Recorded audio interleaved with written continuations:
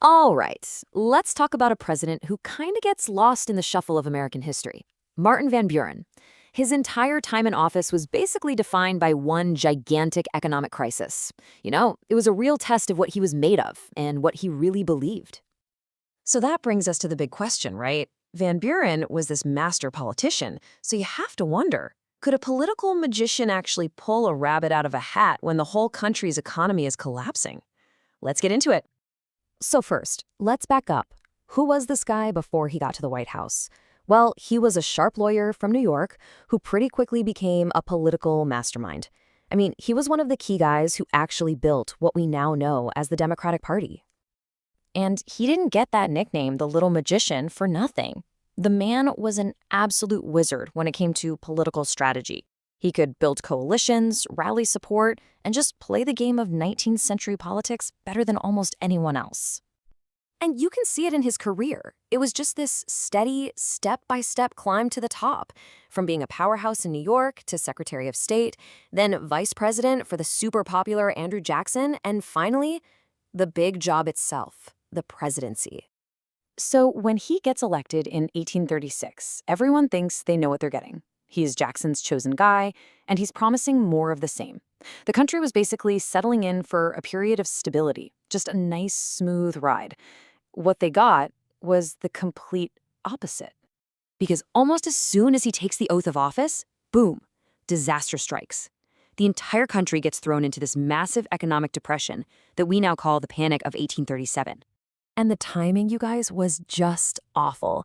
We're not talking years into his term. This thing hits just a couple of months after he moves into the White House. Right away, his whole presidency is going to be about this one thing: economic collapse. And this wasn't just numbers on a page. This was hitting people where they lived. We're talking banks failing. Poof, there go your life savings. Businesses were shutting down everywhere, so unemployment shot through the roof. At the same time, the price of food, of just basic stuff, was soaring. It was an absolute catastrophe for the average American. So you gotta ask, was this Van Buren's fault? Well, not really. Most historians will tell you the seeds for this crisis were planted by his predecessor, Andrew Jackson, especially with his big war against the National Bank.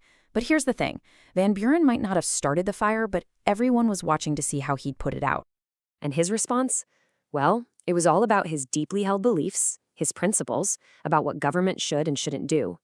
And those beliefs put him on a collision course with the American people. This is the heart of the whole story. On one hand, you have Van Buren's philosophy: government stays out of the economy, period. But on the other hand, you've got a whole country suffering, begging for the government to do something. He was completely stuck between his principles and the brutal reality of the situation.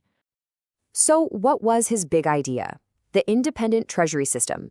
Basically, it was a plan to separate government money from private banks to stop corruption and risky business. And, long term, it was a pretty smart move for stabilizing government finances. The problem? It did absolutely nothing to help the people who were starving and losing their homes right now. So when you look at his presidency as a whole, it's just full of these contradictions. He definitely had some major wins, but they're often totally overshadowed by the huge controversies and, well, the failures. Let's just lay it all out. In the win column, he created that independent treasury, he kept the U.S. out of a war with Great Britain, and he really helped shape the modern Democratic Party. But the loss column is heavy. His terrible handling of the panic, losing all public support, and then there's the really dark stuff. First, it's really important to say that even the people who couldn't stand him admitted he was a man of integrity. He was honest, he was principled, and he avoided the kind of corruption that was pretty common back then. Even when sticking to those principles made him incredibly unpopular. But, and this is a huge but, we absolutely cannot ignore this part of his legacy. The Indian removal policy started under Jackson, but Van Buren kept it going, and it was under his watch that the Cherokee Nation was brutally forced from their homes in what became known as the Trail of Tears. It's just one of the most tragic and shameful moments in all of American history. So, where does that leave us? How do we think about Martin Van Buren today? When he left office, his reputation was in shreds. But over time, the verdict from historians has gotten a little more complicated. Modern historians kind of see him as this package of contradictions. For sure, he was a gifted political operator who helped build his party. But he was also a president who got hit with a crisis that wasn't really his fault. And yet, His choices, sticking to his guns on the economy and continuing Indian removal, had absolutely devastating effects on so many people. When you boil it all down, his story is just this incredible case study.